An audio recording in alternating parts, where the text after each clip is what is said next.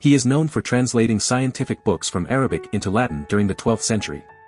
He is recognized for his role in invigorating Western medieval Europe by transmitting the Arabs and ancient Greeks' knowledge in astronomy, medicine, and other sciences. Gerard of Cremona is the most important translator among the Toledo school of translators. In the bustling city of Toledo, Kingdom of Castile, lived a man named Gerard of Cremona. Gerard was no ordinary man, he possessed a unique talent that would leave an indelible mark on Western medieval Europe. As an Italian translator, Gerard had the remarkable ability to translate scientific books from Arabic into Latin. Toledo was a hub of knowledge, with its libraries housing a wealth of Arabic texts that held the secrets of ancient Greek wisdom. But these treasures were locked away, as they were written in a language inaccessible to most Europeans. Gerard, however, saw the immense value in bridging this linguistic gap. With passion and determination, Gerard delved into the Arabic texts, unlocking the knowledge hidden within their pages. He meticulously translated works on astronomy, medicine, and other sciences, bringing the Arabs and ancient Greeks' wisdom to the forefront of Western consciousness. His efforts were not in vain, for Gerard's translations made this invaluable knowledge available in Latin, the lingua franca of the time. One of Gerard's most renowned achievements was his translation of Ptolemy's Almagest, a groundbreaking treatise on astronomy. Through his meticulous work, Gerard ensured that this masterpiece would not be lost to the passage of time. His translations breathed new life into Western medieval Europe, invigorating scholars and igniting a thirst for knowledge. Gerard of Cremona became the cornerstone of the Toledo School of Translators, a group of intellectuals who shared his passion for preserving and transmitting this ancient wisdom. Together, they transformed the intellectual landscape of their time, sparking a renaissance of knowledge and understanding. Gerard, born in Cremona, Italy, was a young philosopher dissatisfied with the teachings of his Italian mentors. Seeking a deeper understanding of philosophy, he embarked on a journey to the city of Toledo in search of knowledge and enlightenment. It was in Toledo where Gerard's life took an extraordinary turn.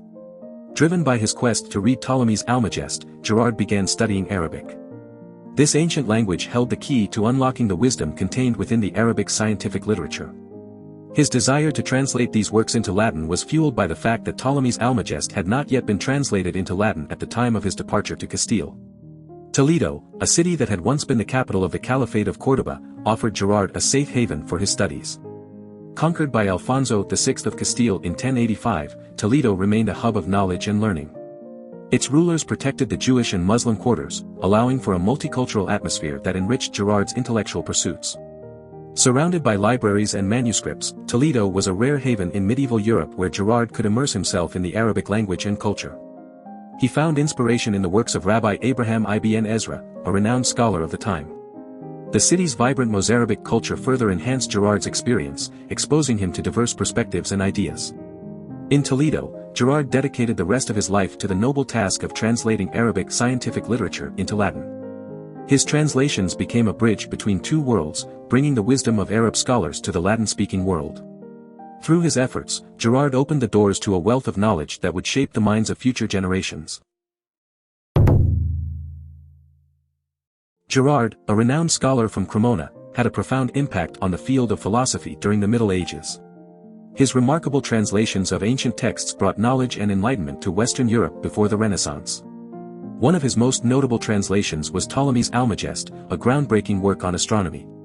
Gerard's Latin version of the Arabic translation of the Almagest, completed around 1175, became widely known and served as the basis for Western astronomy for centuries.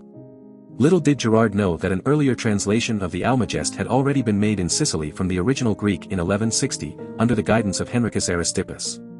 However, Gerard's version surpassed its predecessor in popularity and usage throughout the Middle Ages. In the 15th century, George of Trebizond and Johannes Regiomontanus would retranslate the Almagest from the original Greek, but it was Gerard's Latin translation that dominated the field until the revolutionary theories of Copernicus emerged. In addition to the Almagest, Gerard also edited the Tables of Toledo, a meticulous compilation of astronomical data. These tables were a collaborative effort, including the work of Al-Zarqali, also known as Arsakel, a brilliant mathematician and astronomer from Córdoba in the 11th century.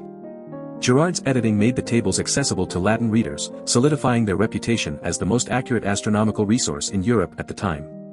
Gerard's contributions extended beyond translations. He also composed original treatises on various subjects, including algebra, arithmetic, and astrology. His astrology text was particularly intriguing, as it reckoned longitudes from both Cremona and Toledo. Furthermore, Gerard translated other significant works, such as Euclid's Geometry and Alfraganus's Elements of Astronomy, further expanding the knowledge available to Western scholars. In total, Gerard of Cremona translated an astounding 87 books from Arabic, encompassing not only works originally written in Greek, such as Ptolemy's Almagest, Archimedes on the measurement of the circle, Aristotle's on the heavens, and Euclid's Elements of Geometry, but also Arabic originals like Al-Khwarizmi's on algebra and Al-Muqabla, Jabir ibn Aflah's Elementa Astronomica, and works by Al-Razi. His tireless efforts to bridge the gap between different cultures and languages enriched the intellectual landscape of medieval Europe and laid the groundwork for future advancements in philosophy and science.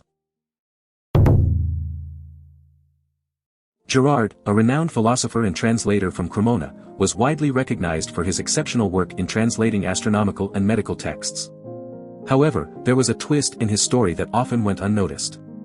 It turns out that some of the works credited to Gerard of Cremona were actually the work of a later Gerard Cremonensis, who lived in the 13th century and was also known as Gerard de Sablanida. This later Gerard had a different focus compared to his predecessor. While Gerard of Cremona focused on translating astronomical texts, the second Gerard delved into the world of medical texts. Due to the similarities in their names and the confusion surrounding their contributions, it's understandable how these two translators became intertwined in history. One of the notable achievements of the second Gerard was his translations from the works of Avicenna, a renowned Persian philosopher and physician. These translations were said to have been commissioned by the Emperor Frederick II himself, highlighting the significance of Gerard's work in bringing Avicenna's knowledge to the Western world. Apart from his medical translations, the second Gerard was also attributed to various treatises, including the Theoria or Theorica Planetarum, as well as versions of Avicenna's Canon of Medicine and the Al-Mansur of Al-Razi. However, it's important to note that the attribution of the Theorica to Gerard of Sabianeta is not well supported by manuscript evidence and should not be considered certain. Gerard of Cremona and the second Gerard Cremonensis may have shared a similar passion for translating knowledge, but their areas of expertise and contributions were distinct. Despite the confusion surrounding their identities, their collective efforts played a significant role in preserving and disseminating important texts, ultimately enriching the intellectual landscape of their time. Do you want to explore more philosophers? Who do you want to see featured next? Subscribe and leave a comment below to let me know. I'll see you in the next video.